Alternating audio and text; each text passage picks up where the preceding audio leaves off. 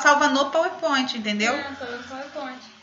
Olha só, o PowerPoint tá fazendo essa graça. Gente, é porque a Dani tava me ajudando aqui a gravar a aula no PowerPoint para depois enviar para vocês, entendeu? Ela tava me ensinando. Aí, por isso que tava no mudo, tá? Mas o Cleiton, respondendo a sua pergunta, você tá me ouvindo? Sim. Respondendo a sua pergunta, só tem a Mayara que tá tentando entrar aqui e não tá conseguindo, só um instante.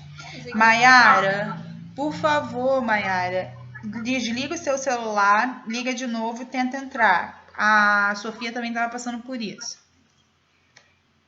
A internet dela tá ruim. Aí tá vendo? Ó, aqui em cima fica as coisas. Se você deixar o ponteiro desse jeito aqui, vai gravar o seu ponteiro. Por onde você passar o ponteiro, ele vai tá gravando, entendeu? Passar dentro dessa área. Sumiu. É só pra cima, bota pra cima. Levanta, isso, ele volta a aparecer. Aí aqui tá gravando um áudio, porque tá vendo que tá selecionado, entendeu? Aí se você desselecionar, não grava o seu áudio, vai gravar só a tela. Que legal. Mas, até pra você mas gravar... é bom gravar o áudio, porque aí eu vou deixar eles falando. E aí até se você for gravar... Não, vai gravar o áudio deles vai gravar, eu acredito de qualquer... Não sei. Não sei, é melhor deixar, né? Mas aí não grava o seu, por exemplo. Entendeu? Não entendi o esquema aí. Vocês estão gravando pelo PowerPoint essa aula? Sim, exatamente. Depois eu vou te mostrar, achei legal. Como que roda a integração? Cara, tem que... Eu vou fazer o passo a passo depois e depois eu te mando. Tá? Qual livro? Tu tem algum Mas tá dando pra gravar a tela. Olha, tem recomendações. Eu vou ver se vai gravar, faz essa diferença. Vou ver se vai gravar tudo. Lá, só que não era PDF tá bom? do Kindle. Aí ele vem com um formato diferente. Entendeu? Vamos ver se vai funcionar. Entendi. É porque o livro do Kindle ele vem com uma letra diferente. Ele vem com uma letra espaçada nas páginas de uma maneira diferente. Será que esse aqui tem aquela versão grátis? Eu não sei, vou pesquisar. Baixar uma amostra. Ricardo, estamos enviando sua amostra. Tu vai ter que tirar. Cleiton, a Mayara entrou, tá? Gente, tem mais alguém aí que vocês saibam que queira entrar? Tá no meu nome. Tá tentando, não tá conseguindo? Depois tu vê como é que faz. Então eu vou mutar aqui pro Cleiton começar a aula dele, ok? Tu manda as coisas por e-mail e tu recebe aí nesse aparelho. E agora? Onde que tá? Pessoal, então tá todo mundo aí, né? Deve estar aqui no início. Né? Tá todo mundo presente? Adriele? Hillary? E-books, lançamento, saldo... Mayara? Não. Oi. A Adriele não respondeu. Gabriel, tá presente? Maria Eduarda? Rafaele? Ele não demora muito. Tá. Oi. Tá aí. Sofia? Oi. Esse momento já tá na posição. Maria falou. Hillary? Show, então. Tá tudo... Tá, responde aí o professor, hein, gente, quando ele falar. Isso. Beleza, beijo, boa aula, tô aqui. Bom, estão vendo aí, pessoal, do like, tela cheia? Pronto, agora tá no mundo. Sim. Cara, tá gravando. Então vamos lá. A gente tá agora aí na aula 8, a gente inicia, né? Primeiro, boa tarde, né, a todos agora, oficialmente. A gente começa aí a aula 8. A gente muda agora de área, que até então, até a aula 7, a gente estava estudando um tópico aí dentro da biologia, né, uma área que era bioquímica. Agora a gente vai para biologia celular ou citologia, que a gente chama, né? É a mesma coisa. Bom, quais são os objetivos dessa nossa aula 8, né? Que a gente muda de tópico aí. Mas só é importante a gente pontuar que, apesar da gente estudar assim, por tópicos, né? Porque isso facilita o nosso entendimento, mas na verdade está tudo integrado e a gente tem que tentar ao máximo alcançar essa integração, porque está tudo relacionado. Aqui a gente vai falar das células, estudar sua estrutura, sua organização, um pouco da sua morfologia, mas a gente vai ver também que a gente vai depender ali de outros conhecimentos anteriores, como os da bioquímica. Então a gente tem que ter essa visão sempre que está tudo integrado. Quando a gente chegar lá também, mais para frente, nas nossas aulas de anatomia e fisiologia, a gente também vai precisar de todo esse conhecimento aí anterior. E por aí vai. Então, quanto mais a gente puder integrar esses conhecimentos para a nossa compreensão geral, vai ser melhor. E aí a gente vai consolidando também o nosso conhecimento, a gente vai construindo. Então, quais são os nossos objetivos nessa aula aí 8, né? A gente vai conhecer a teoria celular, a gente vai falar dos tipos de células que a gente tem, são 2 basicamente. Como que essas...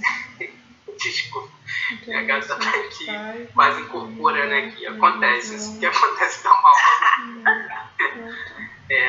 Já voltou. De vez em quando ela incorpora, isso acontece até quando eu tô dando aula no colégio. A gente vai estudar também a organização celular, como esses 2 tipos de células se organizam, e vamos falar da membrana plasmática, que é um tópico sempre muito frequente nas questões de vestibulares. Conforme já falei no início, a gente está em biologia celular, ou também chamada de citologia, área da biologia que estuda as células. Um pouco aí de história das ciências, né? A gente teve vários cientistas aí, né, que elaboraram os primeiros microscópios.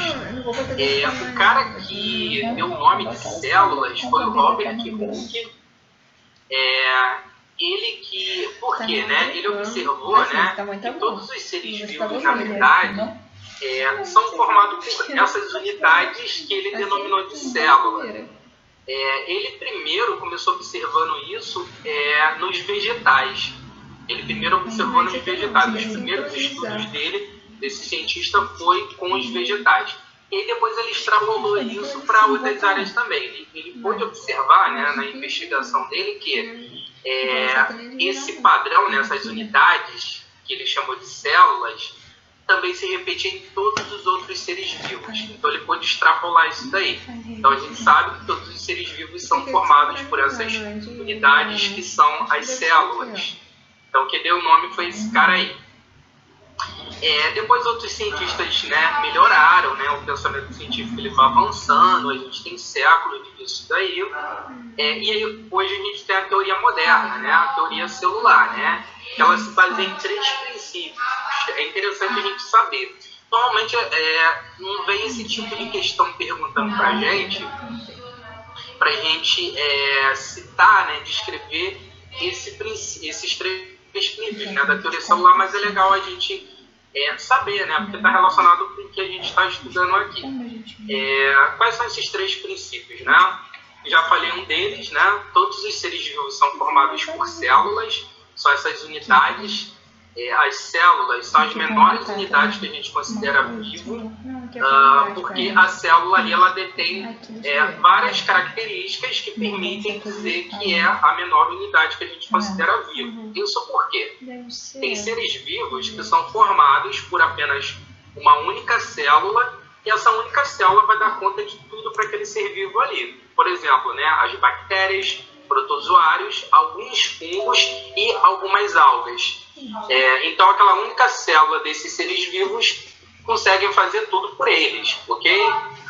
Segundo princípio, né? Todas as células elas possuem metabolismo, que são atividades, são reações químicas que acontecem no seu interior. O que a gente chama de metabolismo, esse conjunto de reações químicas, compreende aí o que a gente chama de anabolismo e catabolismo. O anabolismo é quando a gente tem a síntese de moléculas. A gente falou um pouco disso nas nossas aulas de bioquímica. A gente viu lá que a última etapa da expressão gênica é a tradução, que nada mais é do que a síntese de proteínas. Ou seja, então, aquela reação ali faz parte do anabolismo. Então, quando a gente tem a síntese de moléculas, a gente tem isso que a gente chama de anabolismo. O catabolismo é o inverso, é quando a gente tem a quebra de moléculas geralmente grandes. Então, por exemplo, quando a gente se alimenta, a gente come lá, come o nosso, né, almoçamos, eu almocei agora ainda há pouco, por exemplo, né, e aí meu metabolismo lá, né, no meu tubo digestório, né, o alimento vai passar ao longo do tubo digestório e esse alimento vai sofrer, né, transformações químicas e vai ocorrer lá o catabolismo, a quebra de moléculas grandes, como proteínas, que a gente também estudou, são macromoléculas, polímeros de aminoácidos, lipídios e e carboidratos complexos, né, lá da classe dos polissacarídeos e os disacarídeos. Então a gente vai ter aí o que? O catabolismo. Então, recapitulando, o metabolismo é isso, né? São essas reações químicas que acontecem no interior das células e compreendem o que a gente chama de anabolismo e catabolismo. Terceiro princípio aí da teoria celular é que as células elas se reproduzem. Então, para dar continuidade aí à vida, a continuidade daquela espécie, as células precisam se reproduzir. E elas se reproduzem, a gente vai estudar isso detalhadamente em breve aí, em futuras aulas, como que as células se dividem, né? Então as células se reproduzem para dar continuidade lá àquela espécie. Então todas as células se reproduzem. Bom, a gente teve também no século XX, né, quando a gente chegou lá no século XX, estudos mais aprofundados, né, de microbiologia. Essa é uma área da biologia que estuda os seres microscópicos. A gente percebeu também que existem seres vivos, e percebam aí, que está entre aspas, né? Então, essa conotação aí que a gente dá, né? Essa palavra aí, seres vivos, né? Denotação, né? Não são exatamente seres vivos, né? Muitos autores consideram, aí o caso particular comentando do vírus, consideram como seres intermediários. A gente tem que ter muito cuidado nessa colocação. Para a maioria dos autores, os vírus não são seres vivos. Para alguns outros, né, uma corrente até mais recente, considera eles como seres intermediários. E uma pequena considera como seres vivos. Isso ainda é uma briga na literatura bioquímica, biologia molecular, enfim, várias áreas. A gente falou lá no início que todos os seres vivos são formados por células. No caso dos vírus, os vírus não são formados por células.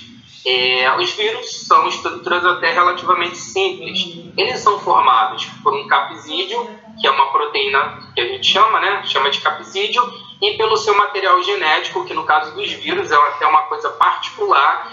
O material genético dos vírus pode ser DNA ou RNA. Um dos dois, né, um desses ácidos nucleicos. Enquanto de qualquer outro ser vivo que são formados por células, seu material genético é formado por DNA. O DNA que é o material genético de todos os seres vivos. E aí a gente está comentando um caso particular aí dos vírus, ok? Então os vírus não são celulares, os vivos são acelulares. E a gente também tem os príons, né? Os príons, eles são proteínas, né? Tem esse nome todo em inglês aí. A gente fala em português príons. Os príons são proteínas que foram modificadas. E essas proteínas têm a capacidade de infectar organismos e aí acabam causando doenças. Um exemplo clássico aí que a gente tem é um prion lá que desenvolve a doença chamada de vaca louca, que acomete bovinos, desenvolve lá sintomas, né? Doenças afetam o sistema nervoso, o cérebro, por exemplo, né? Uma estrutura lá do sistema nervoso central, o cérebro é uma dessas partes. E aí deu-se o nome de vaca louca, né? Porque foi causada aí por um prion, que é essa proteína modificada, infectante. Então, só para a gente fazer um parênteses aí, né? Que a gente tem os vírus e os prions, né?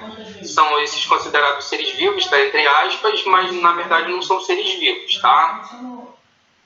Aí só para a gente ver, né? Exemplificar aí, para a gente observar como que a gente tem estruturas, né, que são microscópicas, né?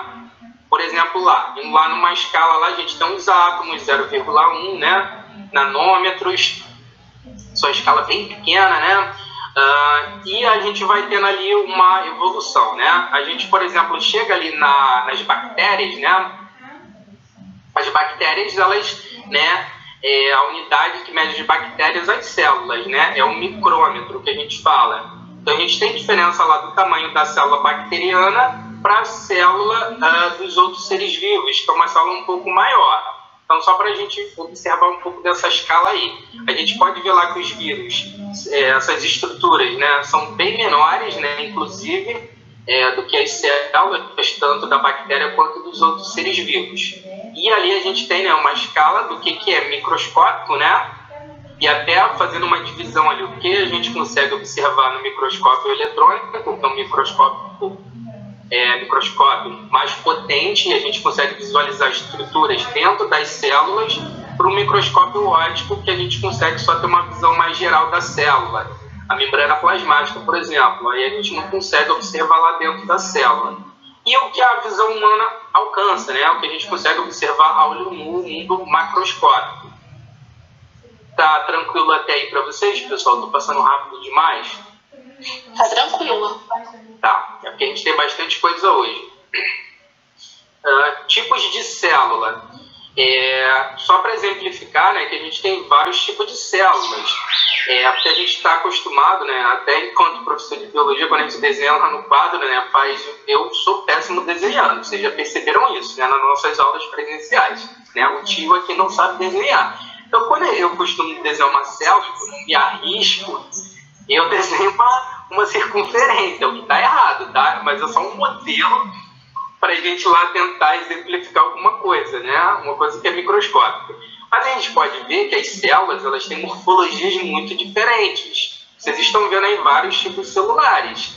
E geralmente essa morfologia, essa forma das células, tem a ver com a função que elas desempenham, né? Por exemplo, ali abaixo a gente está vendo as hemácias.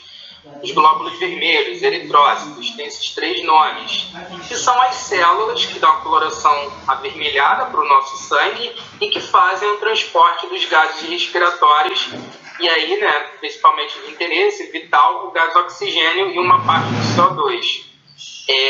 Vejam como é que é o formato dessa célula, né? Ela parece um disco, né?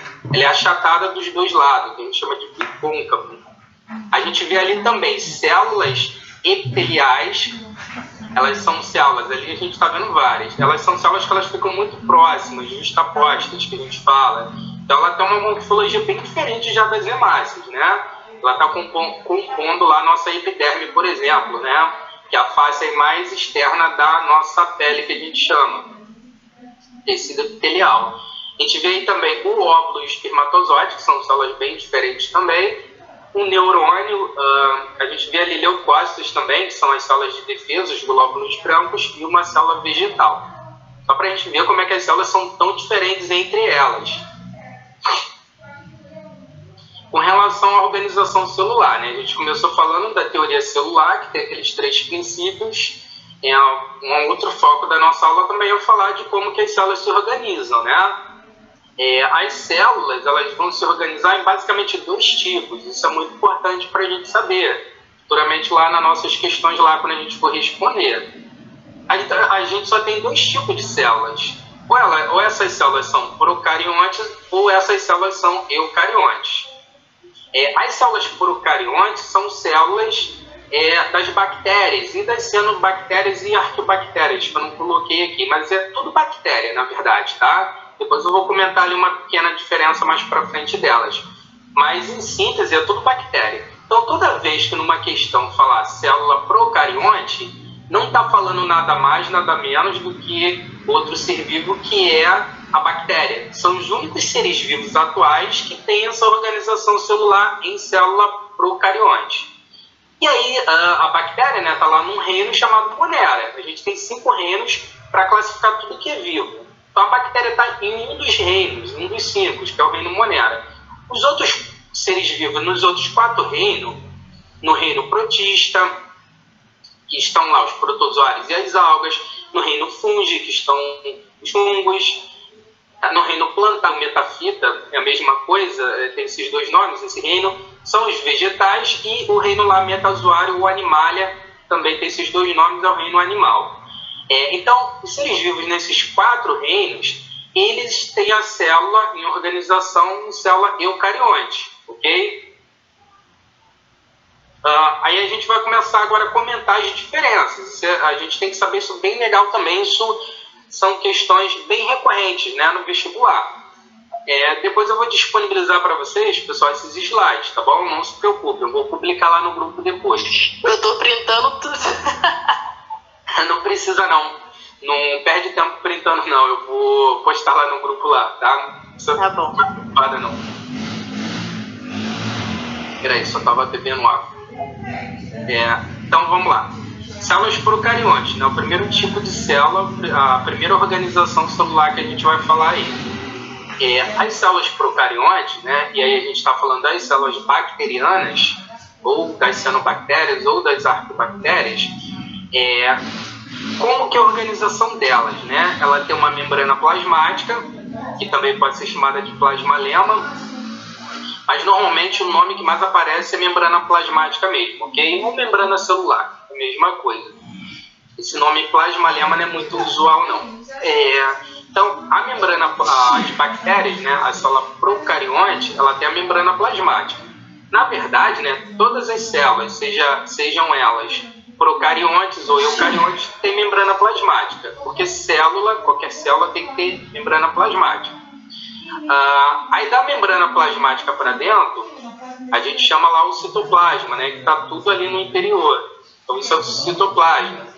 Então a bactéria tem esse citoplasma. Lá no citoplasma fica o material genético da bactéria, então o DNA. Só que esse DNA da bactéria, ele tem uma configuração diferente do DNA dos outros seres vivos. A gente estudou lá nas aulas de bioquímica os ácidos nucleicos. E a gente estudou lá o DNA, né, em dupla hélice, só que aquele DNA lá em dupla hélice é o DNA de todos os seres vivos nesses 4 reinos que eu comentei, exceto das bactérias. Porque o DNA da bactéria tem uma configuração da molécula, um DNA circular que a gente fala. A gente já vai ver ali no desenho ali. Ok? Só para a gente situar essa pequena diferença aí na molécula. Mas o material genético é o DNA, assim como de qualquer ser vivo. A célula procarionte, ela não possui organelas, que são compartimentos internos. Essa é uma grande diferença, né, das células procariontes para as células eucariontes. Uma outra é que essa célula não possui núcleo. O DNA, esse DNA circular, ele está no citoplasma, nesse compartimento único que essa organela tem, né? Na verdade, não é nenhum compartimento, né? O que está da membrana plasmática para dentro, né? Preenchendo ela lá. Então, esse DNA está disperso no citoplasma, ok? As bactérias também têm os ribossomos, a gente já falou dessas estruturas, né? Que são formadas por RNA-R e proteínas que fazem a síntese de proteínas. Aí, mais externamente, a membrana plasmática, as bactérias têm uma parede celular. É como se fosse um reforço, né? Um reforço externo. É importante que a gente saiba que essa parede celular da bactéria é formada por uma substância chamada de peptidoglicano. Desculpe, agora que eu estou vendo aqui, tem um erro na digitação ali da palavra, né? É peptidoglicano, tá? Depois eu vou consertar ali antes de enviar. Dessa substância que é um heteropolissacarídeo. Mas não precisa saber disso não, que é um heteropolissacarídeo. Só o que vocês têm que saber é que essa parede celular é formada por essa substância aí, peptidoglicano. Por quê? Porque é diferente da parede celular dos vegetais, que é formada por celulose, e da parede celular dos fungos, que é formada por um outro carboidrato, um polissacarídeo, a quitina, que a gente já estudou. Então, numa questão de vestibular, quando situar, né, a parede celular estiver lá, que é peptidoglicano, você já sabe que é uma célula bacteriana. Então, não é uma célula vegetal e não é um fungo, ok? Tem essa diferença aí na parede celular do que ela é composta, a sua composição. E algumas bactérias podem ter uma estrutura mais externa à parede celular chamada de cápsula, que é formada por um muco, né? Como se fosse uma gelatina, um muco ali, que é também um reforço, uma estrutura protetora para a bactéria. Inclusive, essas bactérias são as bactérias mais resistentes, né? Inclusive aos antibióticos, que são os remédios que matam as bactérias. Continuando, né?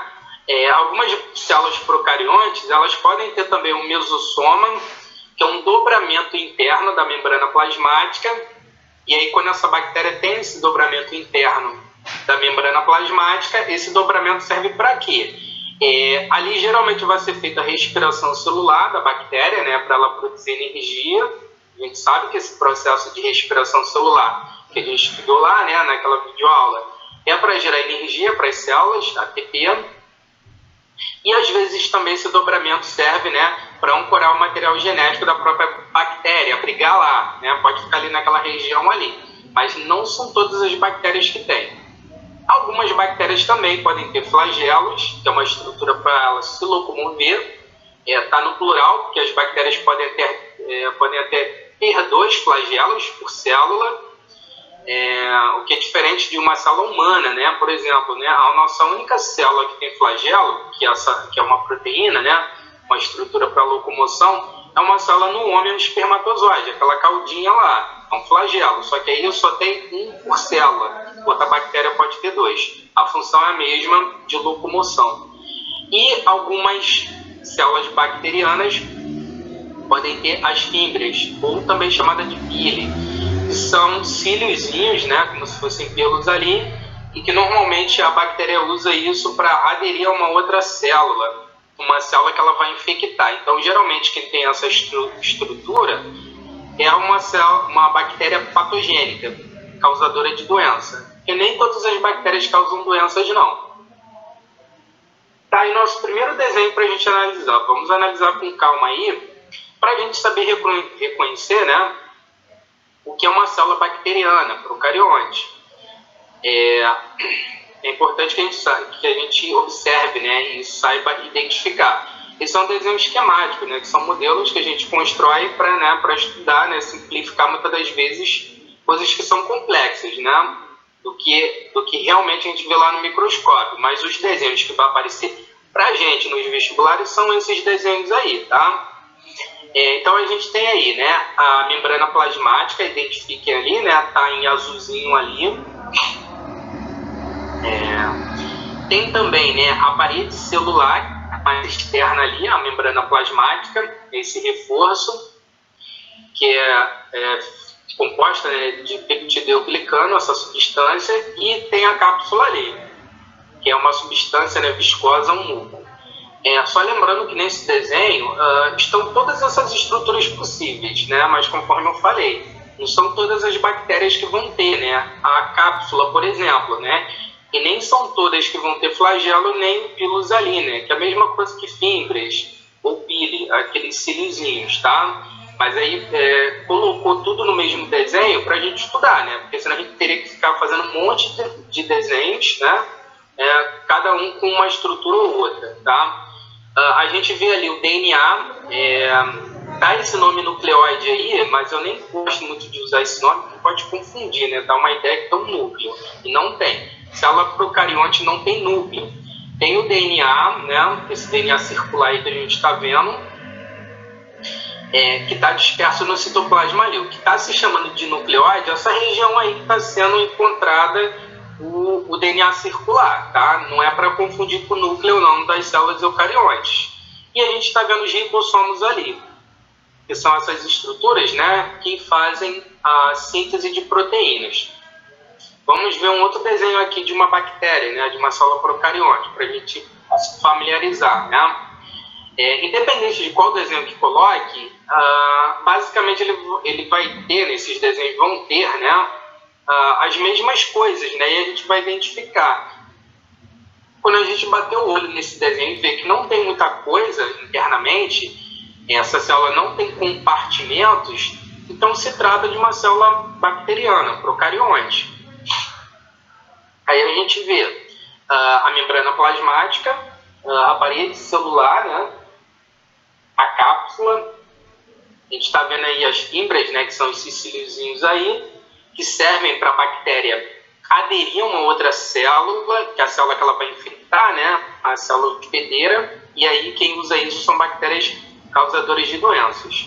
A gente vê aí também um flagelo, essa proteína, né, que faz a locomoção da bactéria, e a gente está vendo aí o que está chamando aí de cromossomo bacteriano, é a mesma coisa que o DNA circular, tá? Que é um único cromossomo que a bactéria tem, que é o DNA circular. A gente pode ver nesse desenho, esse desenho é até melhor do que o anterior, porque aí também tem umas estruturas chamadas de plasmídeos. O que são esses plasmídeos? Esses plasmídeos são DNAs menores, e que as bactérias, às vezes, conseguem trocar com outras bactérias, esses DNAs menores aí, os plasmídeos. São DNAs bem menores. E aí, o que isso faz? Quando a bactéria troca esses plasmídios, né, com outras bactérias, elas ficam bem próximas ali, se encostam, né? Aí se cria uma ponte ali citoplasmática que a gente fala, entre o citoplasma das células ali que estão juntas, unidas. E aí trocam. Quando ela faz essa troca, isso pode conferir à bactéria, as bactérias, primeiro que isso vai causar uma variabilidade genética, porque elas estão trocando de material genético. Então, se ela pega o material genético de outra bactéria, então ela fica com uma configuração gênica diferente, ok? Então, sofre uma variabilidade genética, que a gente fala. Ela tinha uma configuração inicial, né? E agora passou a ter uma outra depois dessa troca. E o que isso pode causar? Isso pode causar um aumento da resistência às bactérias aos antibióticos, por exemplo. Isso é uma das causas. Então, isso é muito interessante para a gente saber, para responder lá nas questões vestibulares, né? Então, quando as bactérias, né, uma das causas aí que podem conferir resistência aos antibióticos, às bactérias, essa resistência, é essa variabilidade genética causada pela troca dos plasmídios. Beleza? Vamos falar agora aí das células eucariontes. As células eucariontes, elas são células até mais contemporâneas que a gente fala, né? As células procariontes, as anteriores que a gente estava vendo, elas são células mais primitivas. A primeira organização que a gente teve, que surgiu, celular, que a gente considerou vida, do ponto de vista vida, a gente vai aprofundar isso um pouco mais futuramente nas aulas de origem da vida, foi algo próximo com uma organização de uma célula procarionte, ok? Então, as células procariontes são células primitivas, são células até menores em tamanho. Então, as células eucariontes, esse segundo tipo aí de organização celular que a gente tem, elas são células maiores em tamanho mesmo, mais contemporâneas assim, né, também. Elas surgiram depois e elas são mais complexas, porque as células eucariontes, elas têm compartimentos internos. Então, o seu citoplasma lá, o seu interior, é dividido por compartimentos internos, que a gente chama também de organelas. E cada compartimento desse tem uma função. Hoje a gente vai ver um deles aí, não um interno, mas a gente vai falar da membrana plasmática, que também é uma organela, tá? Aí só para falar que a gente tem uma hipótese de um cara, isso pode cair sim numa questão de vestibular para a gente, a hipótese de Robertson, né? A hipótese desse cara aí, desse cientista, é para explicar a origem desses compartimentos internos nas células eucariontes. Então, de onde vieram essas organelas, esses compartimentos internos? Eles surgiram, né, esses compartimentos internos, da projeção da membrana plasmática, quando ela sofreu uma projeção para fora, né? Isso causava, né, também essa divisão internamente lá, que se chamou depois se chama também de organelas, ok? E a gente tem várias organelas aí que a gente vai conhecer na próxima aula, inclusive. Aqui é um desenho, só para ilustrar isso, né, a hipótese dele, de como que se deu essa evolução, né, da célula eucarionte, né, como é que foram surgindo esses compartimentos internos, né, membrana plasmática foi sofrendo essas evaginações, essas projeções da membrana plasmática, e aí depois, consequentemente, aí acabou causando, né, o surgimento desses compartimentos internos também. Então, a hipótese desse cientista é para explicar isso, né, o surgimento desses compartimentos internos nas células eucariontes. Aqui a gente tem dois desenhos, né, esquemáticos, só para a gente exemplificar, né, como que é essa complexidade aí das células eucariontes. Enquanto a célula lá, procarionte, não tinha compartimentos internos, organelas, as células eucariontes têm vários compartimentos internos, várias organelas. E aí a gente está vendo duas células eucariontes, né? Uma célula ali à esquerda, animal, e uma célula vegetal. Estou exemplificando apenas essas duas aí, por quê? Porque classicamente, quando a gente vê lá nas questões lá de provas, basicamente a gente vai ver esses dois tipos aí, tá? Ou é a célula animal ou a célula vegetal, quando falar de célula eucarionte, né? Não costuma se colocar a célula lá do protozoário, né? Não para esse tipo de questão de biologia celular, do protozoário, nem de um fungo, tá? Geralmente a gente vê a célula animal ou vegetal. Então, só para a gente ver que tem vários compartimentos internos, né? Depois, na próxima aula, a gente vai estudar esses compartimentos internos aí. Hoje a gente vai falar só da membrana plasmática, tá? Aí tá a célula eucariótica animal, mais uma vez, né? Para a gente ver aí melhor até. Dê uma olhada aí, identifique, né, esses compartimentos internos das estruturas.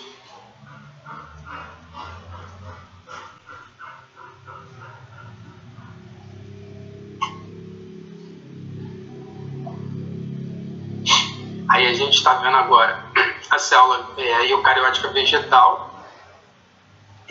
Uma diferença, né? Uma das diferenças da célula eucariótica vegetal para animal é que ela, por exemplo, tem parede celular, né? Assim como as bactérias, a célula eucariótica vegetal tem parede, só que essa parede é de celulose. A célula animal, eucariótica animal, não tem parede celular. Bom, agora a gente começa falando da membrana plasmática, né? Essa organela, né? A membrana plasmática... Cleiton. Oi? Desculpa te interromper. Eu acho que na sua opção de slide aí tem uma opção de você escolher o cursorzinho para você ficar passando na tela.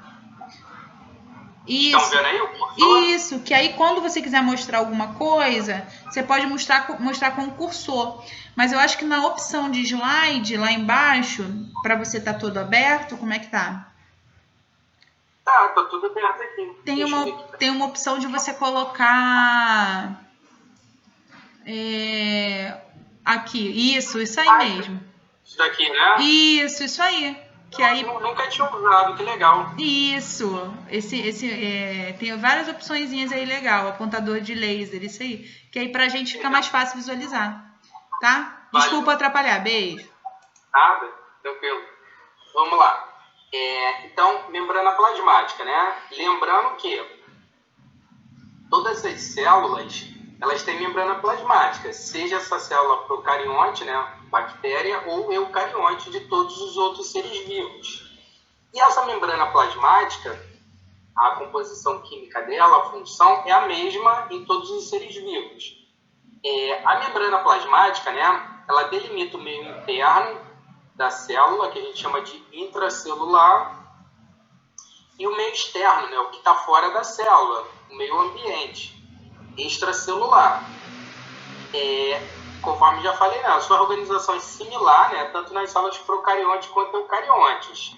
Uma das funções da membrana plasmática é controlar o que entra e o que sai da célula, porque coisas vão entrar e coisas vão sair. A gente vai falar um pouco disso hoje, tá?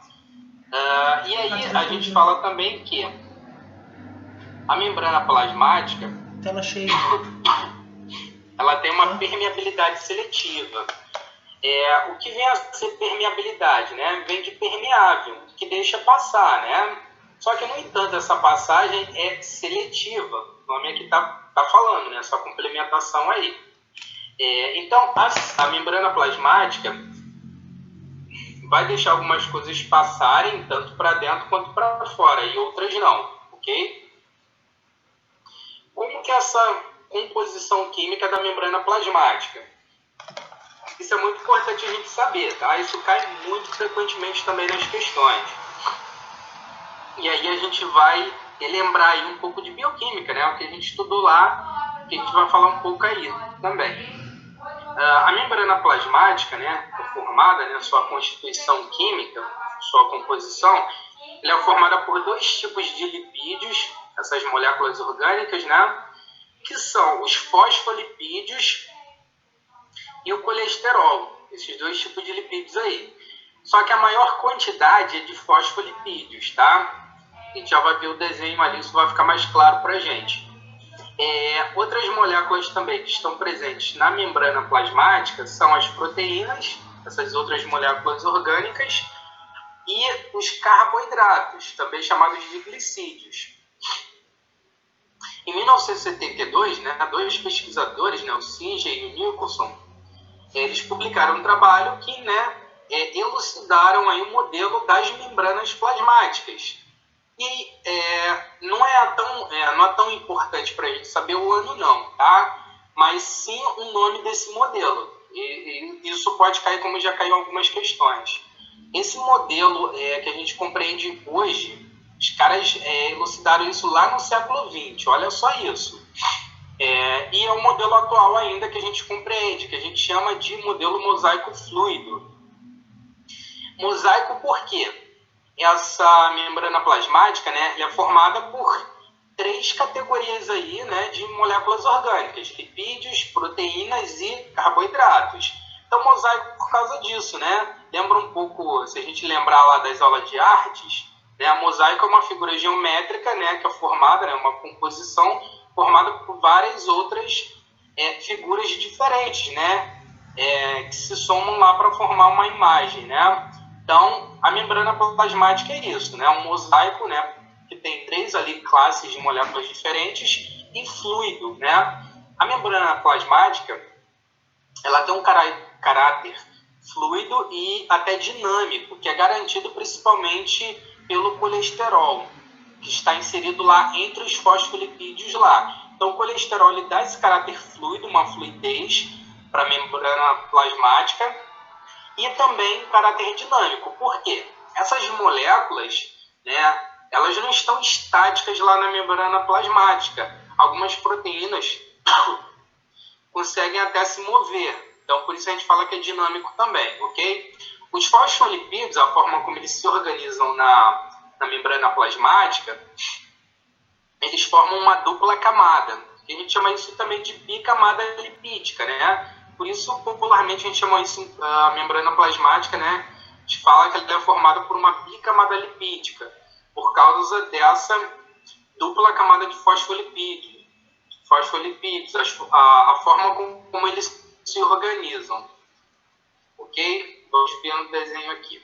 Esse é o primeiro desenho que a gente está vendo. Aí a gente está vendo só os fosfolipídios, tá? A gente está vendo vários fosfolipídios aí, essa dupla camada, essa bicamada, né? A molécula, né? Aqui é uma molécula só de fosfolipídio. Ela tem essa cabeça. Essa parte da molécula a gente chama de parte hidrofílica, porque essa cabeça é onde está o fósforo da molécula, né? Que é inclusive o que dá o nome de fósforo, né? Por isso fosfolipídios. E essa parte tem afinidade pela água. Então, por quê, né?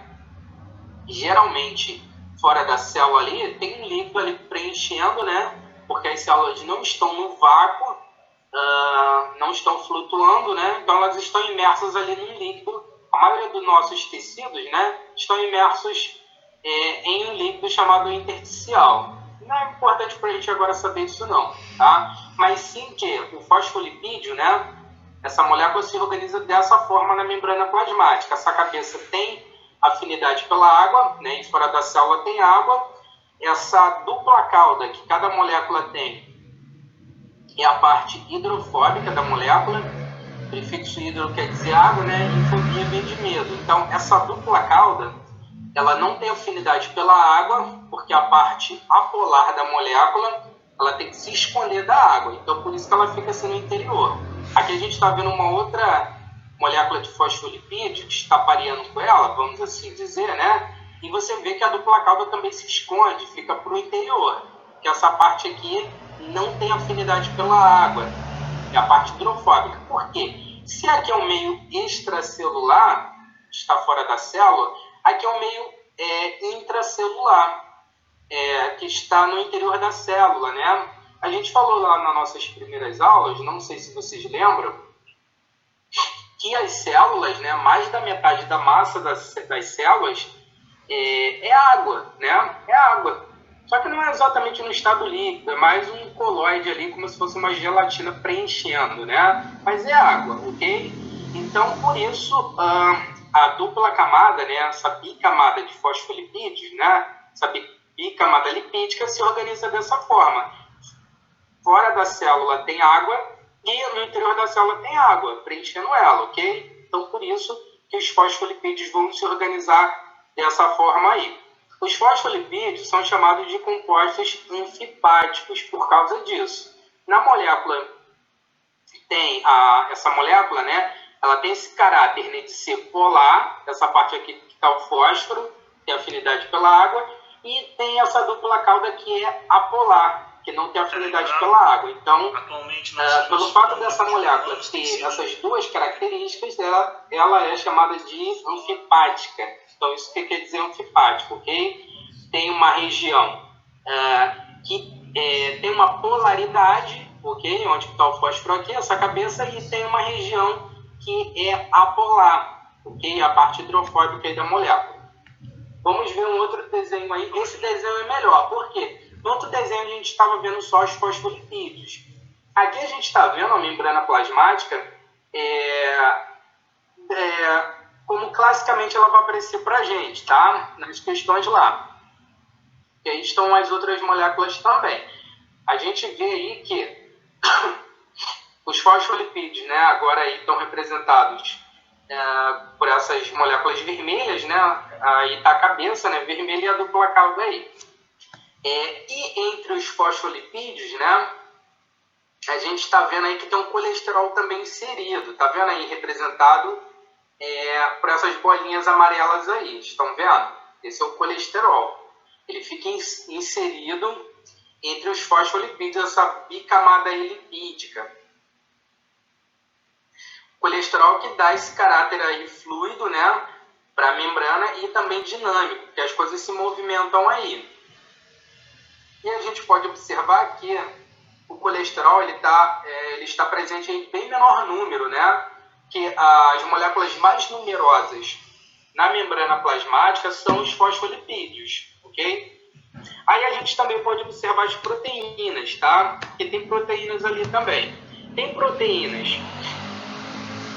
que atravessam a membrana plasmática de uma face a outra, e tem proteínas que estão só nas regiões periféricas, que a gente chama, né?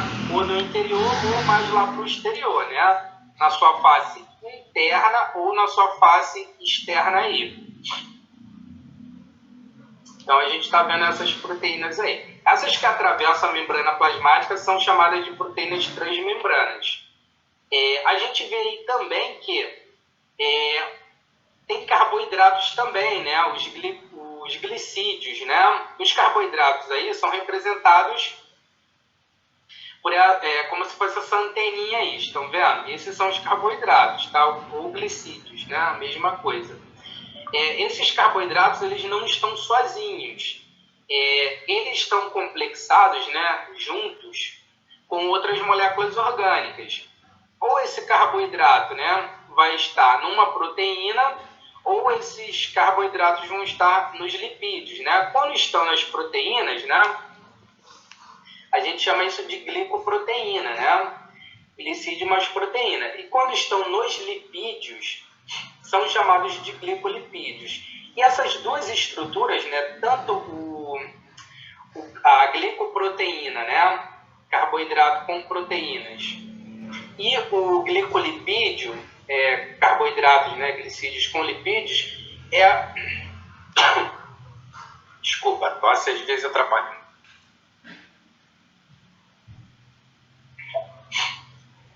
Voltando. Então, essas duas estruturas formam o que a gente chama de glicocálix, que é uma região, né, na molécula, na membrana plasmática, que serve para o reconhecimento celular, ou sinalização celular, que é a mesma coisa, que é o que permite o reconhecimento das células entre si.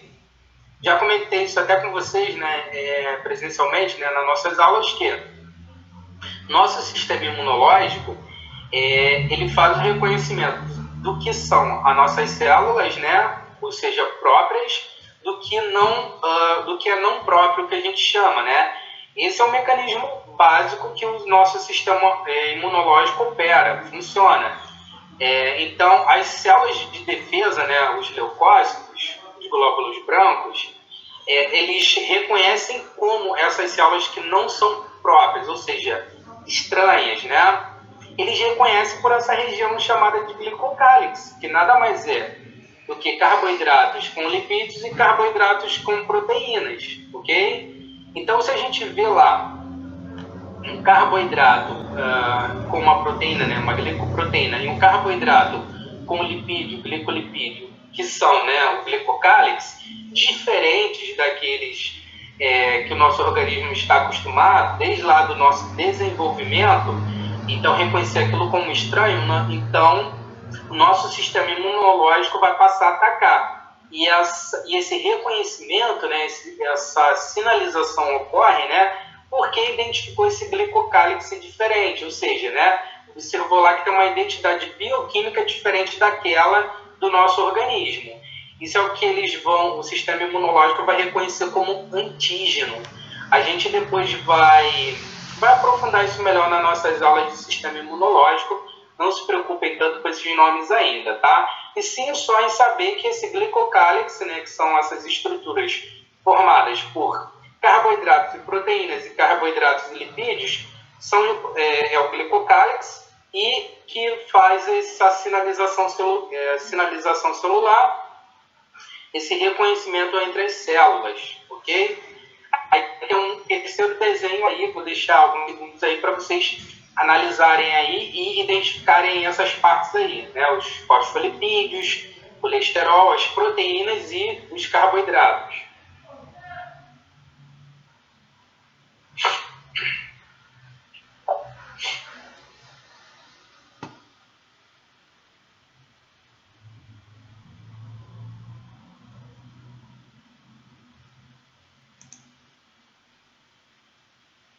Pessoal, tá todo mundo online? Tá todo mundo conseguindo acompanhar? Sim. Ok. Ninguém travou não, né? Eu fiquei mudo porque eu deixei eles olharem os desenhos. Não, sim. Eu só queria aproveitar esse momento para ver se eles estão acompanhando. Tá bom. Aí tem um outro desenho, né? Mais um desenho da membrana plasmática. Um desenho até mais 3D, né? Que a gente está vendo aí, né? Bem legal também, né? A gente pode observar os fosfolipídios. A gente também tem as proteínas aqui, né? Atravessando a membrana plasmática. Tem os carboidratos aqui, né? Que estão lá com os lipídios.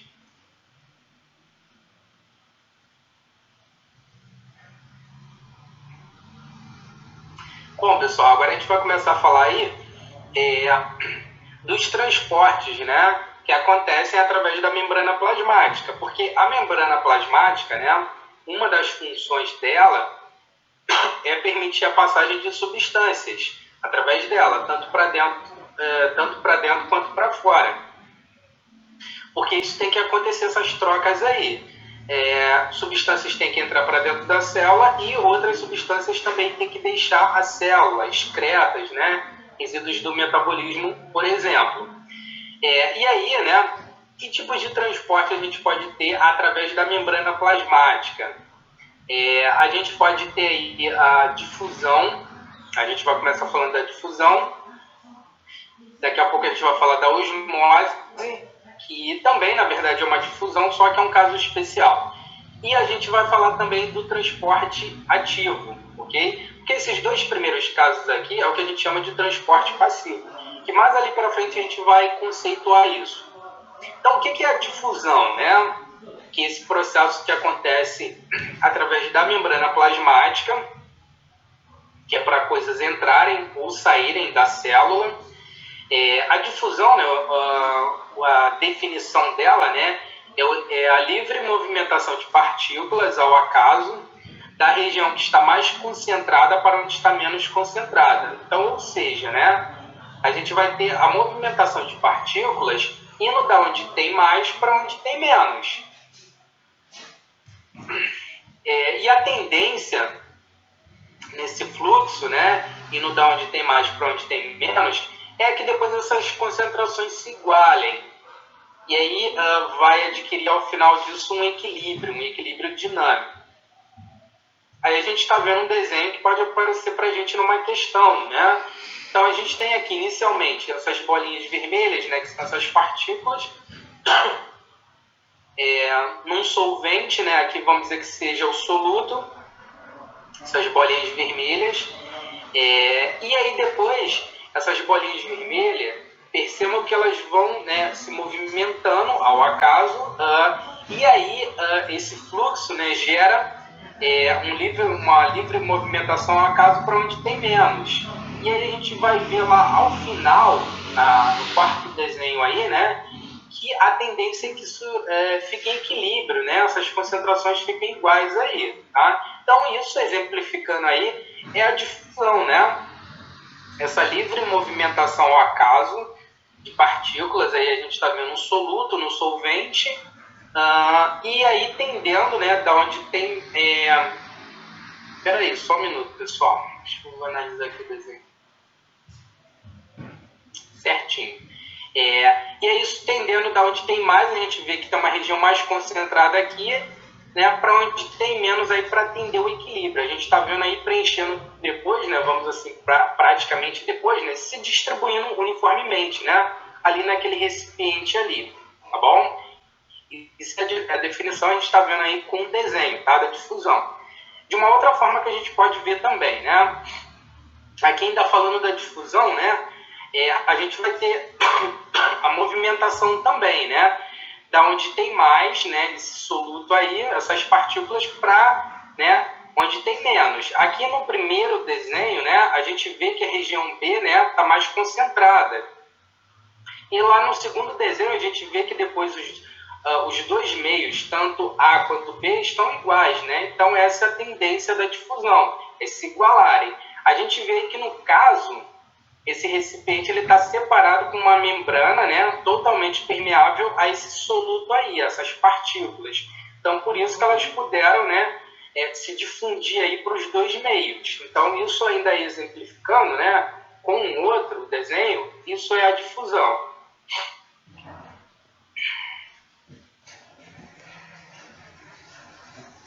Bom, vamos falar agora da osmose, pessoal. Temos que ter bastante atenção, uma atenção especial ao estudar a osmose, que é sempre uma questão muito recorrente nos vestibulares, tá? No Enem, em provas da UERJ também, que vocês vão ver. Então a gente tem que entender bem, conceituar isso bem, né? A osmose, na verdade, é uma difusão, só que é a difusão da água. Então é uma difusão, um caso especial, tá? O que vai acontecer é que a gente vai ter a água passando da onde tem mais água para onde tem menos água.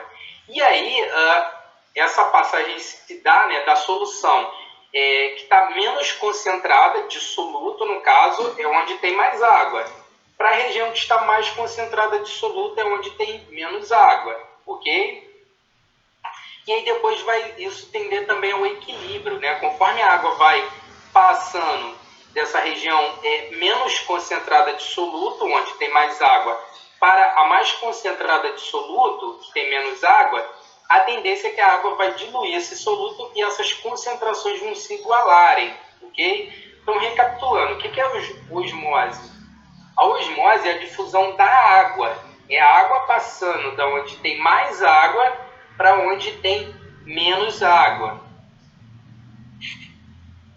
Aí a gente vai exemplificar com um desenho, né? Aí a gente está vendo, né? Aí a gente tem uma membrana semipermeável, né, dividindo dois meios aí, A e B.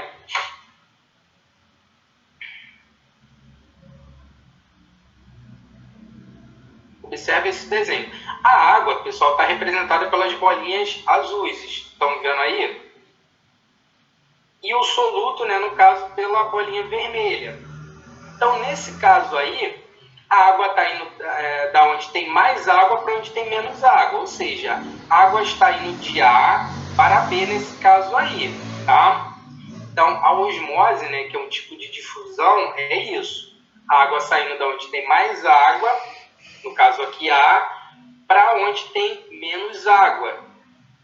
Ou seja, o B aí. ok? Consequentemente, a gente fala também que onde está menos concentrada de soluto para onde está mais concentrada de soluto. O que pode ajudar vocês um pouco nessa percepção, até como um macete para vocês responderem as questões lá, pensa no exemplo do sal, que é um soluto, né?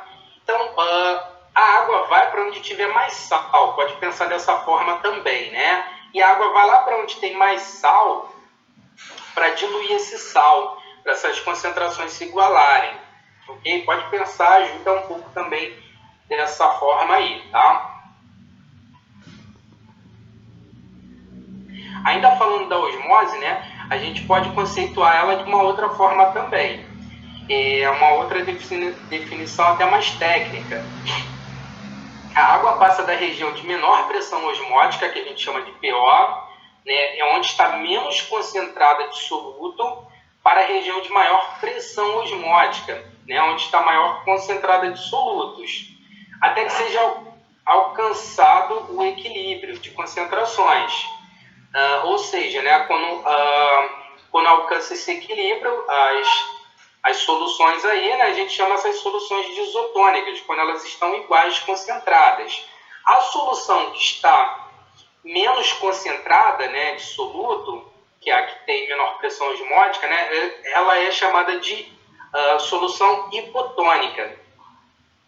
A solução, né, a região que está mais concentrada de soluto, que tem maior pressão osmótica, consequentemente, é chamada de hipertônica. Aí um outro desenho para a gente exemplificar. Aqui no primeiro desenho, a gente vê o recipiente, né, separado por uma membrana semipermeável, ou seja, essa membrana ela só vai ser permeável à água. A água, no caso, é o solvente. Então, essa difusão ela está sendo feita pela água, tá?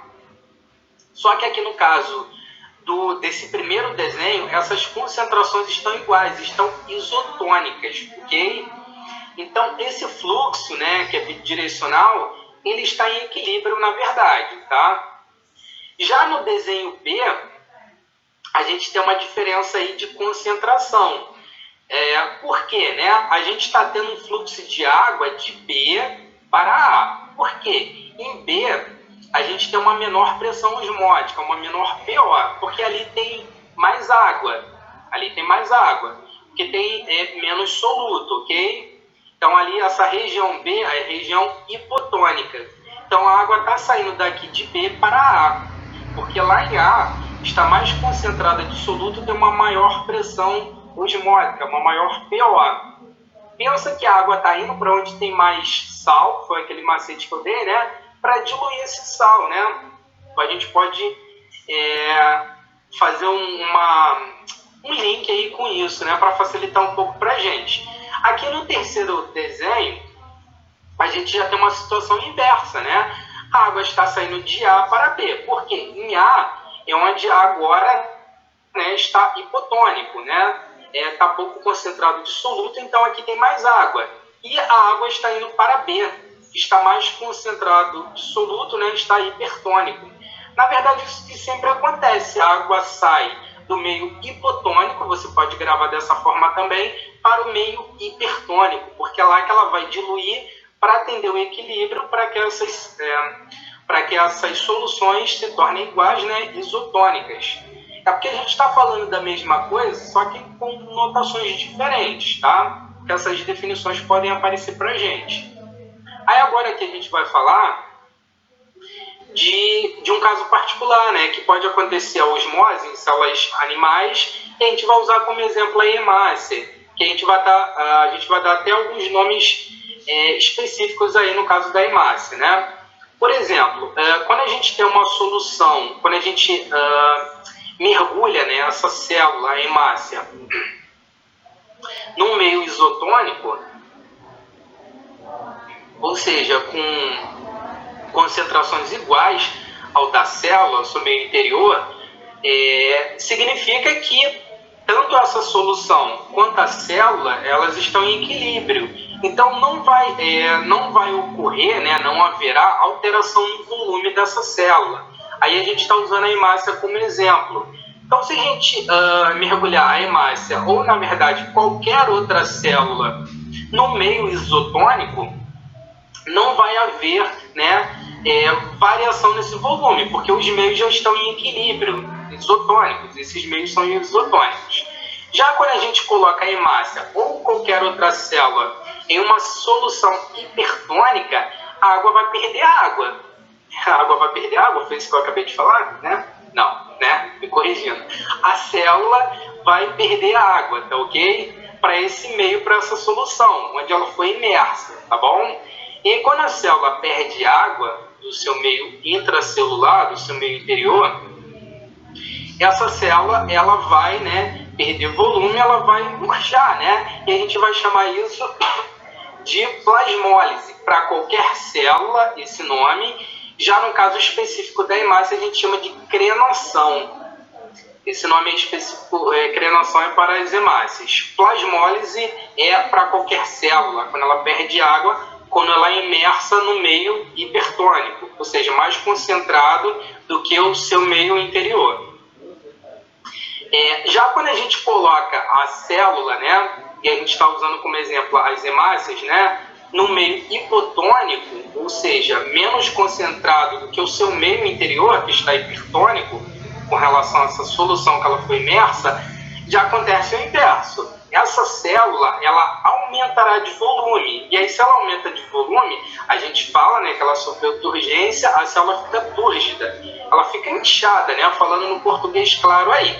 Só que acontece que, se a gente colocar essa célula no meio muito hipotônico, por exemplo, como água destilada, eles gostam muito de usar esses exemplos nas questões vestibulares. Se a gente colocar uma célula em água destilada, que é uma água pura, que a gente chama, essa célula vai ganhar muita água, ela aumentará de volume, ficará túrgida, ela vai ganhar tanta água que a membrana plasmática dela vai romper. E aí é o que a gente chama de plasmotise, para qualquer célula. E no caso específico da hemácia, é chamado de hemólise. Nada mais é do que a ruptura da membrana plasmática, ok? Então, esse é o caso aí da hemácia. A gente vai ver agora isso com os desenhos. Aqui a gente está vendo, né, a hemácia, né, o glóbulo vermelho, sendo colocado numa solução isotônica. Então, se a hemácia, essa célula aqui, né, vermelha, ela é colocada no meio isotônico, ela não altera o seu volume, porque ela está em equilíbrio, certo? Já quando a gente coloca essa hemácia, né, no meio hipertônico, essa célula aí, perder água. Se ela é colocada numa solução hipertônica, ela perde água, a água sai. Vocês podem ver que a setinha, né, está indicando a saída da água da célula, porque a osmose é a difusão da água, ok? Então a água está saindo aí de dentro da hemácia e está indo aí para a solução que está hipertônica, né, mais concentrada. É o que a gente chama de plasmólise, ou no caso da hemácia, né, mais tecnicamente, nome específico, crenação. E aí o terceiro caso é quando a gente coloca a hemácia, né, numa solução hipotônica, no meio hipotônico. E aí você vê que a tendência é que a água entre na célula, né, na hemácia. E ela ganha água e ela fica túrgida. E aí, se essa célula ganha muita água, se ela for colocada no meio muito hipotônico, que é o caso da água destilada, e eles gostam de usar esses exemplos nos vestibulares, a célula vai ganhar tanta água, vai ficar tão túrgida que ela vai se romper. A membrana plasmática dela rompe. Se a membrana plasmática rompe, essa célula morre. É isso que vai acontecer, tá? Caso vocês tenham se perguntado aí. Se a membrana plasmática romper, a célula morre. É isso que vai acontecer com a hemácia e com qualquer outra célula.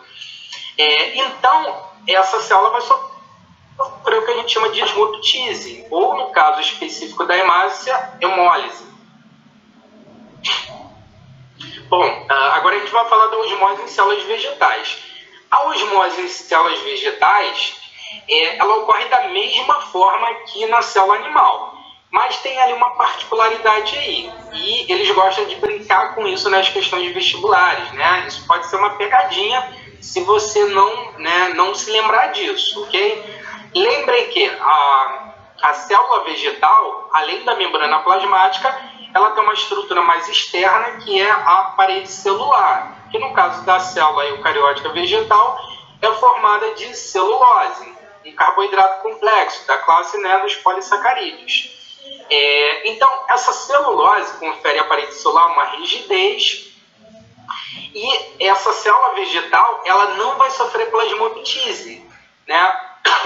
Se essa célula for colocada num meio muito hipotônico, em que ela vai ganhar água e ficar túrgida, beleza, ela vai ganhar água sim, ela vai ficar túrgida, vai ficar inchada. Só que em algum momento, a parede celular de celulose ela vai limitar a entrada de água.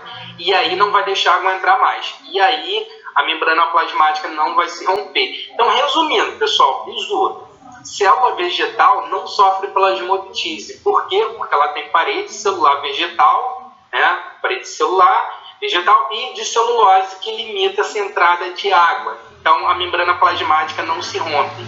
Não esqueçam disso. Aí a gente está vendo só para exemplificar. O que é a osmose? Deixa eu só beber um pouco de água, pessoal. Falando aqui pra caramba, senão não vou conseguir falar até o fim.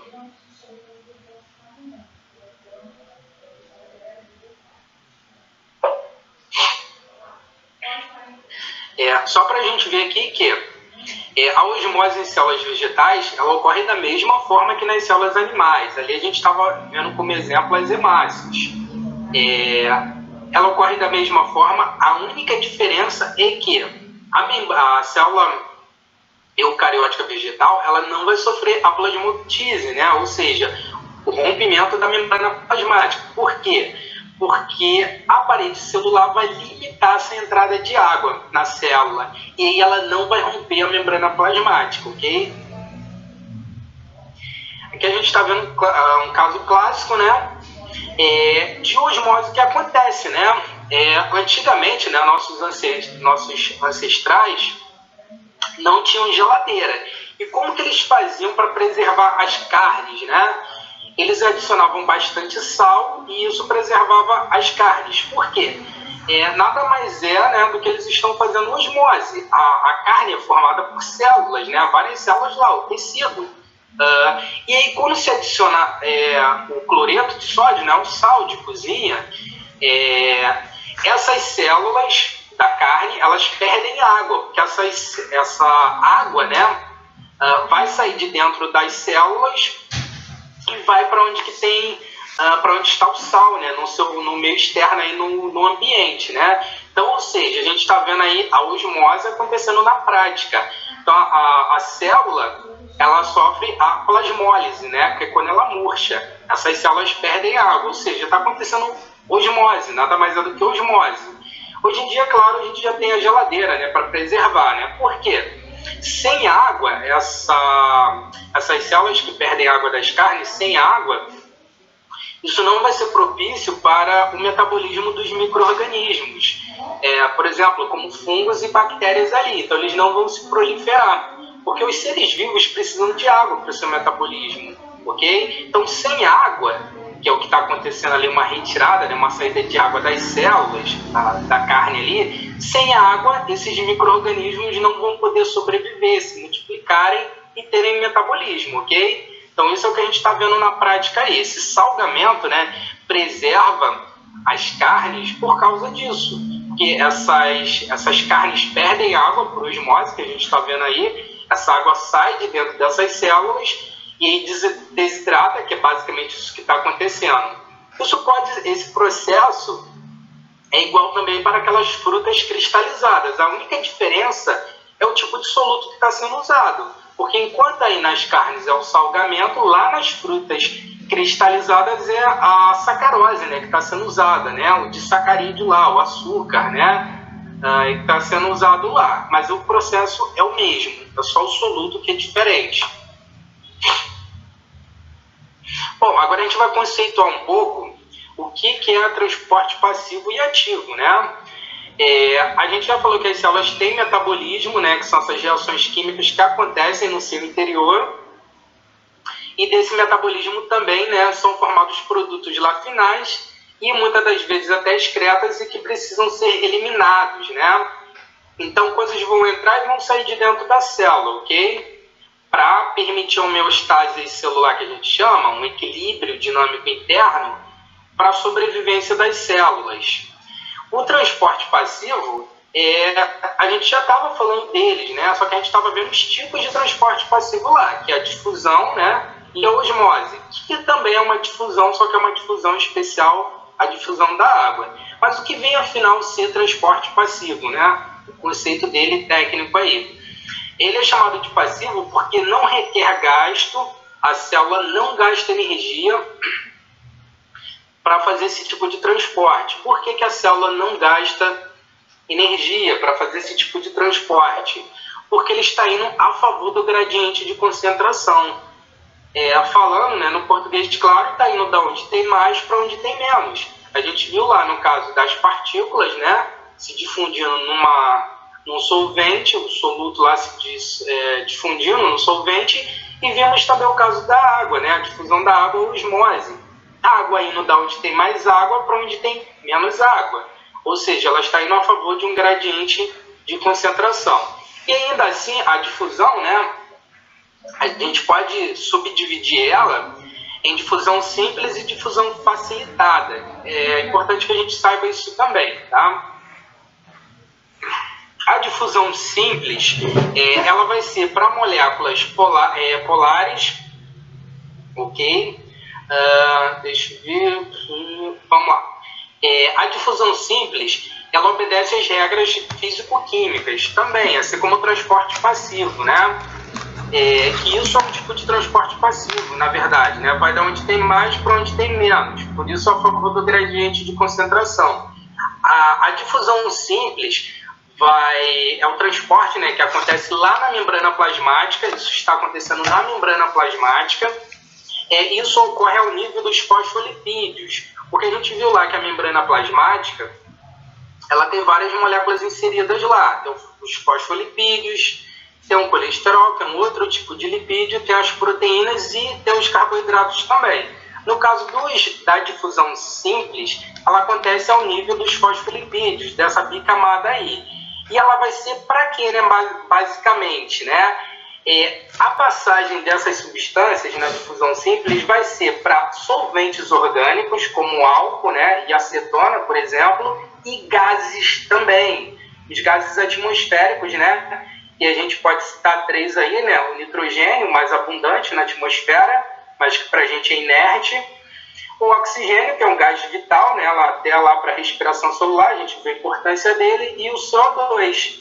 Então, ou seja, os solventes orgânicos e os gases, eles atravessam a membrana plasmática, né? Por esse processo aí de transporte passivo, não requer gasto de energia, que está indo a favor de um gradiente de concentração, da onde tem mais para onde tem menos, e subdividindo aí o que a gente chama de difusão simples. A água também, pessoal.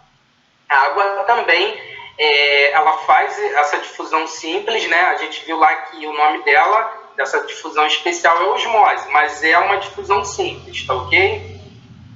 Aí a gente está vendo um desenho para exemplificar isso, né? A gente está aqui tendo, né, essas partículas, né, se difundindo do meio extracelular para o meio intracelular.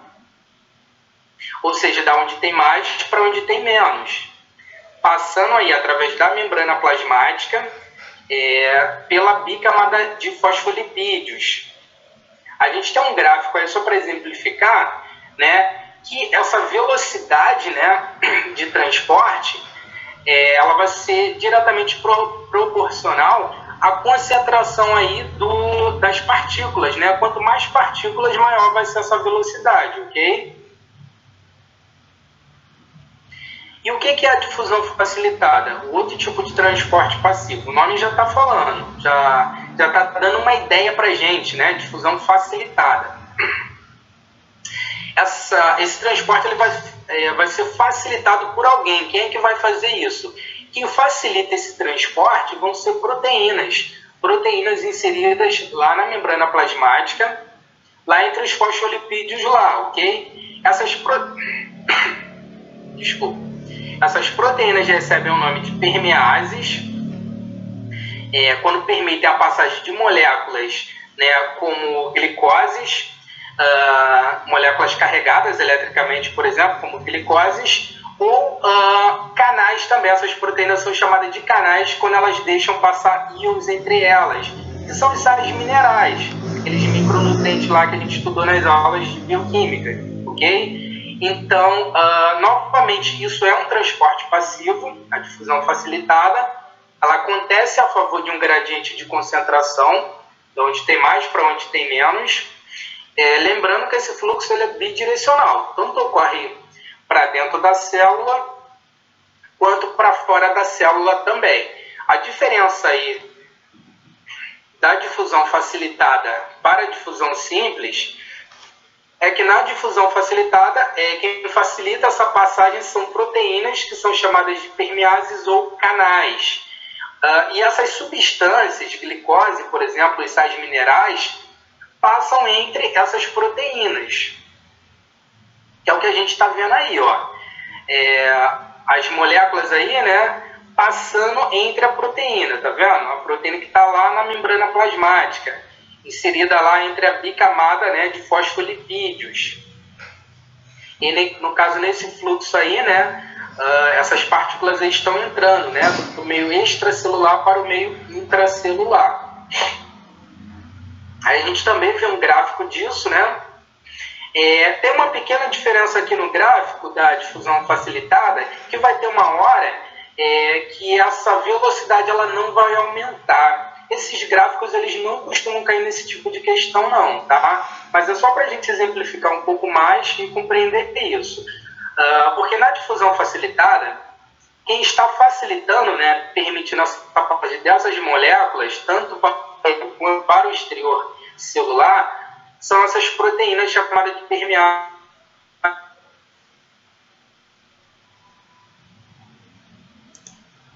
Cleiton, tá travando. Pessoal, tá travando aí para vocês?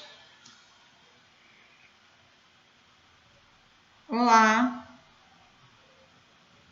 Porque essas proteínas estão saturadas. Cleiton. Oi? Vê se travou aí com eles, porque deu uma travada aqui. Deu uma travada aí? Pessoal, travou aí com vocês?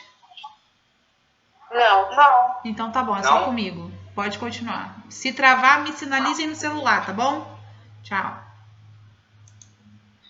Então, pessoal, a saturação é quando, vamos assim falar de um português mais claro. A saturação é quando essas proteínas estão ocupadas, trabalhando, e aí elas não dão conta de aumentar a velocidade de transporte para dentro ou para fora dessas substâncias. Então, todas elas estão ocupadas, essas proteínas, ok? Então, atingiu isso daí que a gente chama de saturação. E aí, é claro, a velocidade não vai aumentar. Vocês podem ver aí a linha, né, da saturação, da difusão facilitada, que está sendo representada pela linha vermelha.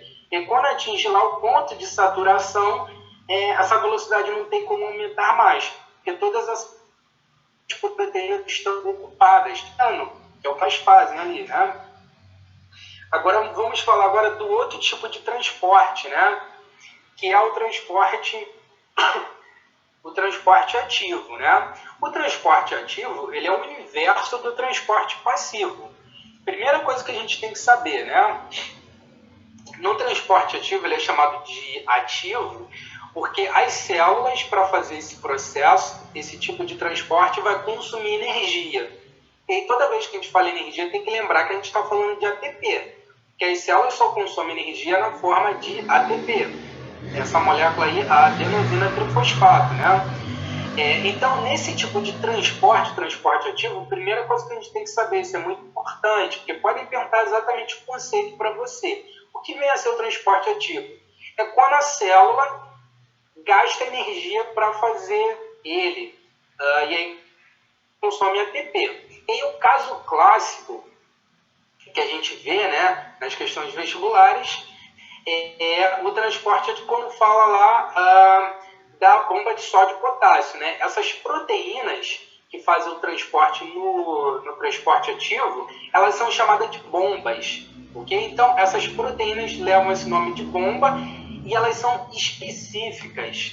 E, por exemplo, né, a bomba de sódio, potássio, né, essa proteína aí que faz o transporte dessas moléculas, desses íons, desses sais minerais, ela é específica para eles. Então, significa que essa bomba de sódio e potássio ela não vai transportar nem cálcio, nem magnésio, por exemplo, tá? Só para isso ficar claro para a gente. Então, a bomba de sódio e potássio, ela costuma cair muito nas questões vestibulares, né? Então, a bomba de sódio e potássio é um exemplo de transporte ativo. Ela, por exemplo, bombeia 3 sódios para fora da célula, para o meio extracelular, e bombeia 2 íons potássio, né? Essas minerais para dentro da célula. E para isso requer energia, ela consome ATP. Ok? Essas bombas também são chamadas de bombas ATPases. Acabam sendo chamadas assim porque elas consomem energia na forma de ATP. Elas também podem ser chamadas de bombas ATPases. Pode aparecer com esse nome também. Esse, por exemplo, bombeamento de sódio e potássio, né, sódio para fora e potássio para dentro, é importante, por exemplo, para a transmissão do impulso nervoso. Então, o impulso nervoso, que são essas informações que vão sendo propagadas pelos nossos neurônios, as principais células do sistema nervoso, elas vão sendo propagadas por meio... isso tem natureza eletroquímica. Isso se deve à diferença de cargas elétricas graças a esse bombeamento de sódio para fora e potássio para dentro. Só para falar um pouco de maneira geral, aí a gente vai aprofundar isso mais nas nossas aulas de anatomia e fisiologia. Mas para vocês observarem que na verdade está tudo relacionado, né, o que a gente está estudando, ok? Então aqui a gente está falando do transporte ativo, que é esse tipo de transporte que gasta energia, consome ATP. A gente fala também que o transporte ativo, ele é ativo, ele consome energia porque ele ocorre contra o gradiente de concentração. Ele vai da onde tem menos para onde tem mais. Conforme disse, né, ele é o inverso do transporte passivo. Aí a gente está vendo um exemplo, né, da bomba de sódio e potássio. Essa bomba aí, né, essa ATPase também pode assim ser chamada, que quando aparece transporte ativo, geralmente fala da bomba de sódio e potássio, tá? Ela bombeia sódio para fora, né, e potássio para dentro. A gente pode ver esse mecanismo aqui. A gente está vendo no primeiro desenho aqui, né, o sódio saindo, né, lá por meio dessa proteína, a bomba, né, e o sódio ali entrando, tá? 2 sódios entrando. Então, esse mecanismo aí que vai gerar uma diferença de cargas elétricas na face externa e interna da membrana plasmática, que é o que permite a propagação do impulso nervoso que tem natureza eletroquímica. E conforme eu falei, né, o transporte ativo consome energia e é na forma de ATP, nossa já velha conhecida molécula aí, né, a adenosina trifosfato, essa molécula grande e complexa aí. Vamos falar agora de um outro mecanismo, agora para quase finalizar a nossa aula, essa parte teórica aí, a gente vai falar de um outro mecanismo que a membrana plasmática ela pode fazer. A gente viu lá o transporte passivo, né, que não consome energia, que acontece a favor de um gradiente de concentração, vai da onde tem mais para onde tem menos. A gente viu lá a difusão simples e facilitada, que são, né, fazem parte lá do transporte passivo. Vimos a osmose, é claro, que é uma difusão da água, né, e é uma difusão simples, inclusive. Vimos também o transporte ativo, que consome energia, porque acontece contra um gradiente de concentração, vai da onde tem menos para onde tem mais. O exemplo clássico lá da bomba sódio-potássio. Mas a membrana plasmática, ela também pode fazer esses outros 2 mecanismos aí, que são chamados de endocitose e exocitose. Quando é que a membrana plasmática vai fazer isso, né? A endocitose é quando a gente tem um englobamento de coisas que vão para o interior da célula, para o seu meio intracelular, ok? Por isso endo. O prefixo endo quer dizer para dentro, né? E a exocitose, né, é quando a célula vai eliminar coisas para fora. Por isso o prefixo exo, quer dizer fora. Então, esses dois processos eles acontecem quando a célula ela tem que botar para dentro ou para fora coisas que são maiores e que aí não daria conta de passar lá através, né, por meio do transporte passivo e do transporte ativo, né? Porque do transporte passivo, por exemplo, lá a gente viu que é para coisas pequenas, moléculas pequenas, como gases respiratórios, né, por exemplo, né, água e outros.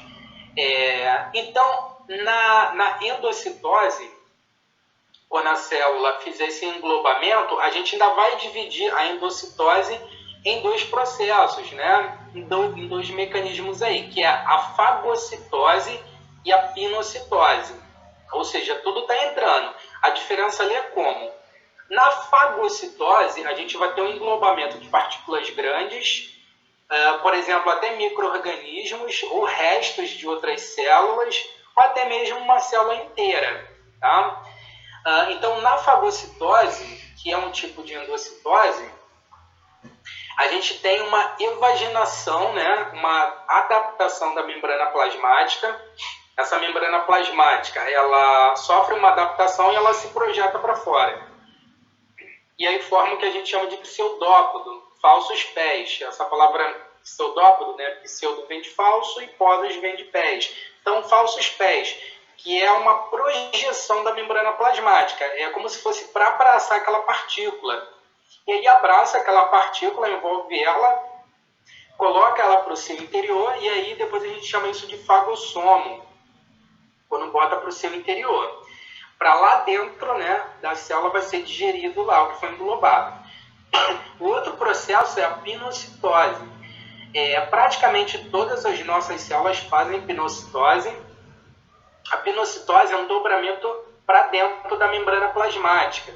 Ela sofre uma invaginação ou depressão. E aí essas partículas, né, que são englobadas para dentro, por meio da invaginação, essas partículas elas estão dissolvidas em água. Essa é a diferença. Porque na fagocitose é um englobamento de partículas grandes e sólidas. Na pinocitose é um englobamento de partículas dissolvidas em água, em líquido, ok? E aí, tecnicamente, a gente chama isso de pinossoma, ou pinossomo, tanto faz, ok? A pinocitose acontece em todas as nossas células humanas, praticamente, para nutrir as células. A fagocitose já vai ser o mecanismo de algumas células particulares, por exemplo, como as nossas células de defesa, nossos glóbulos brancos de leucócitos. Então, a gente tem vários tipos de leucócitos lá, um deles é os macrófagos e os neutrófilos, por exemplo. Eles têm essa capacidade de fazerem, né, fagocitose, e aí, por exemplo, o macrófago é uma célula grande, né? E, por exemplo, se você for invadido lá por uma bactéria patogênica, aí o macrófago, que é essa célula de defesa, um glóbulo branco, leucócito, faz a endocitose, né, a fagocitose, né, esse tipo de endocitose, engloba essa bactéria. Lembrando lá do início da nossa aula, né, a bactéria, né, a célula procarionte, é uma célula menor do que a célula eucarionte. Então, tem como a célula eucarionte, o macrófago, englobar ela. E aí engloba ela, né, joga lá para o seu interior, e lá no seu interior, essa bactéria vai ser digerida, ok? Ou pelo menos os macrófagos vão tentar destruir. Se não conseguir, eles fazem uma outra coisa que futuramente a gente vai descobrir, tá? Então, beleza. Só para exemplificar aí para que algumas células nossas fazem fagocitose. Não são todas que fazem fagocitose, não. Já para outros organismos, né, como protozoários, que são seres unicelulares e estão em outro reino, no reino protista, não são animais. Os protozoários são seres unicelulares, microscópicos. A fagocitose para eles já vai ter uma outra função das células de defesa humana. A fagocitose vai ser para eles se alimentarem, já que eles são microscópicos e não têm boca. Então, como é que eles vão englobar, como é que eles vão se alimentar? Como é que eles vão fazer isso? Por fagocitose. Aí a gente está vendo esse desenho aí, e para a gente diferenciar, né, os tipos de endocitose, né? No primeiro desenho a gente tem a fagocitose, né? Englobamento de partículas sólidas por meio da evaginação pseudópodo. Ok? Isso daí, por exemplo, podia ser uma bactéria, tá? Uma bactéria aí do tipo aí bacilo, que tem esse formato aí.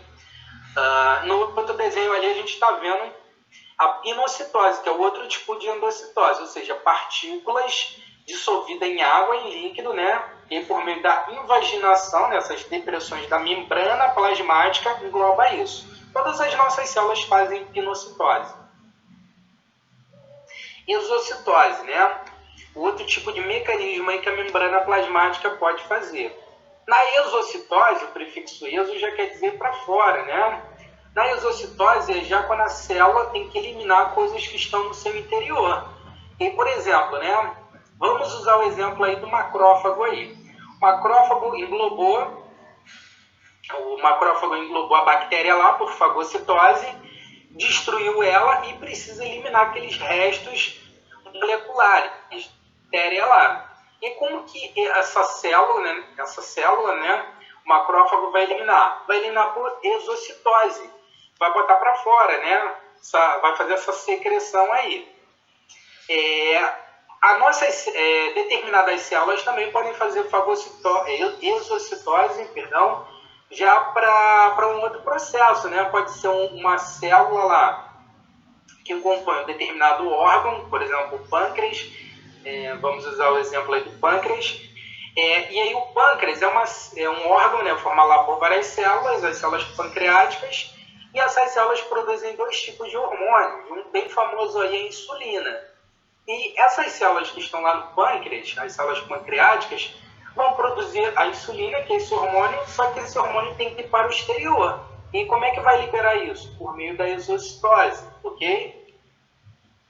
Aí está um exemplo, né, de como esse processo acontece da exocitose, das células colocarem para fora esses produtos de secreção, sejam restos ou resíduos, né, discretas, ou até secreção de hormônios, por exemplo.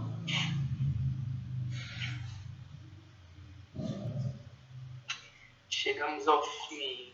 Falamos de bastante coisa, eu estou quase sem voz aqui, depois de quase 2 horas, né, falando aí. Pessoal, eu sei que a gente eu sei que a gente viu muita coisa, eu sei disso, tá? Depois de vocês... Muito exausta. A nossa próxima aula vai ser sexta-feira? Perdão, hoje é quinta-feira, eu estou meio perdido no tempo e espaço. Nossa próxima aula vai ser quinta-feira, Tamires? Então, a gente vai ver a questão do horário da manhã, né? Tá. Aí eu vou passar para eles depois. Que a gente está querendo jogar todas as aulas para amanhã, para o horário da manhã. Eu acho que semana que vem dá pra fazer sim de manhã. Entendeu? Tá. Aí eu queria combinar o seguinte com vocês, pessoal. Aí na quarta-feira, eu vou dar esse tempo para vocês, né, esse intervalo. E aí na quarta-feira eu posto o gabarito lá no grupo de vocês do WhatsApp, tá bom? Essa aula aqui. Tá bom, professor. Vai fazer dessa forma? Pode. Sim. Beleza, então. Então, se gostem, eu vou trazer um videozinho também para vocês verem, então, futuramente aí, de biologia do celular que a gente vê lá. Não se assustem. Então, pessoal, é isso aí tudo por hoje. A Miris ainda quer falar com eles? Não, por mim estão liberados. Tá todo mundo já acabado ali, tristes, porque vão ter que lembrar todos esses... Vão ter que lembrar todos esses nomes desse jeito. Eu vou ver se eu consigo botar a aula aqui gravada lá pra vocês, tá? Vou ver se vai dar certo agora. Vamos ver. Tá bom. Tá? Se tiver dúvida, pessoal, pergunta e tá na próxima aula. É normal ter dúvidas, principalmente ali com aquela parte da osmose. Inicialmente pode ser um pouco chatinha para entender, tá? Mas não fiquem com dúvidas não, tá? Na próxima aula a gente tira. Tá bom. Tá bom, pessoal. Se vocês estão cansados aí, bom descanso. Muito obrigada, professor. Amanhã minha aula será 10h40, hein? 10h40. Não vai ser uma aula longa, vai ser uma aula curta.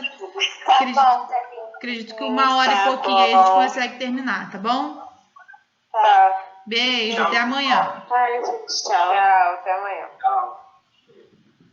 Tchau.